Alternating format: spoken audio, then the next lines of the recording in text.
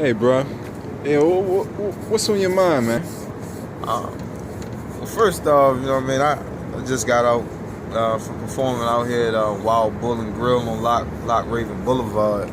And what's been on my mind lately is just the importance of artistry in the black community.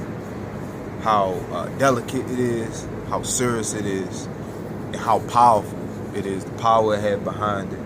I know one of the biggest talks right now is Kendrick Lamar's performance along with Beyonce's performance. You know, a lot of people, some people classify them as revolutionary acts. And one thing we gotta understand with when we have artists who make attempts like that to spread a certain type of message, we gotta understand what's been endorsed and then what is the follow-up behind that. What I appreciate about Kendrick Lamar's performance is now, once again, we're able to put Africa back on the table.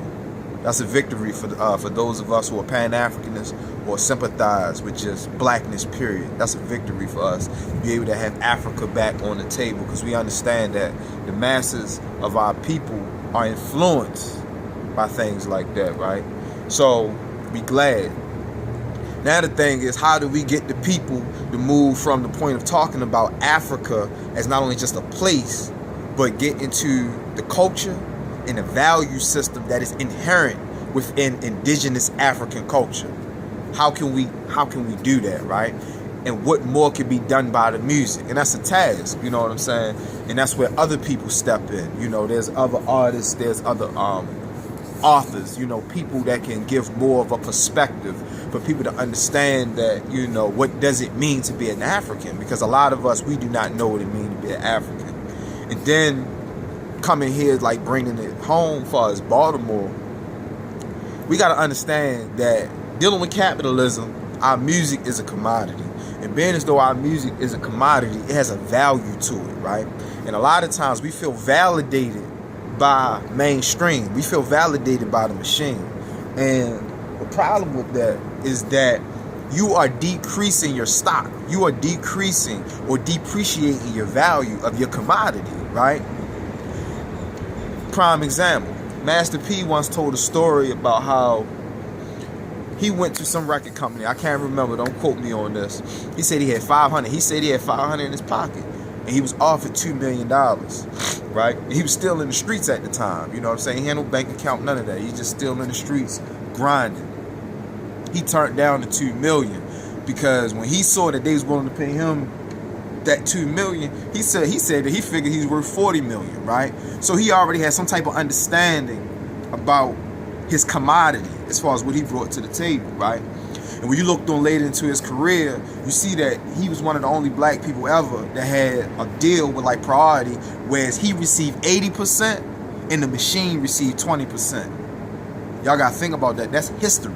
You know what I'm saying? A lot of people might not listen to his music, but pay attention to his business moves. You know what I'm saying? Back then, when No Limit was really doing what they was doing. So I'm saying all that to say is that how many people who had $500 in their pocket, or less than that, or more than that, would turn down $2 million, right?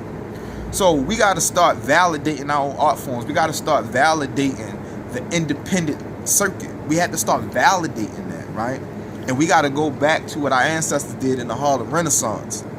When they couldn't go places and stuff like that, they created their own hub, and they produced some of the greatest artists, musicians, writers that the world has ever seen, right? Because our people saw the value that was in what they had, in their craft. And we have to see the same things. And we got to stop chasing behind the quick dollar. You understand what I'm saying? We got to take this stuff back. We got to start taking this stuff back from their venues and stuff like that too. You know, we really wanted to get more control. We had a brother Richard Raw in Delaware, you know, last minute, you know what I mean? And as iconic as this brother is and what he's becoming there, he was turned down. You know what I mean? It's a lot of play on, you know, gentrification and what that could have did as far as them not wanting him in the venue or however they felt about his music. But when you control your own venues, and when you invest in the people who are controlling their venues, when you're building music associations and hubs and stuff like that for people to be able to do their art in, this is how you start to contend with the machine. But if you're always looking for money, you're always looking for a quick validation, you know, instant gratification, the machine won't get you every time. So I say all this to say is that every artist, starting with music publishing. Start understanding your value. Start understanding your worth and understand what you bring to the world. Learn how to develop that, right? And that even goes for me as well. So I want people to think about that, because we depreciate our value all the time and we don't understand it. And one thing I was taught from a mentor many years ago, that 85% of people that's doing music don't make real money out of it, because the 15% understand what the other 85 don't understand. So my question to you is, are you part of that 85%, and do you plan to stay there? Y'all have a good one. Thank you. Appreciate that. Peace. Peace.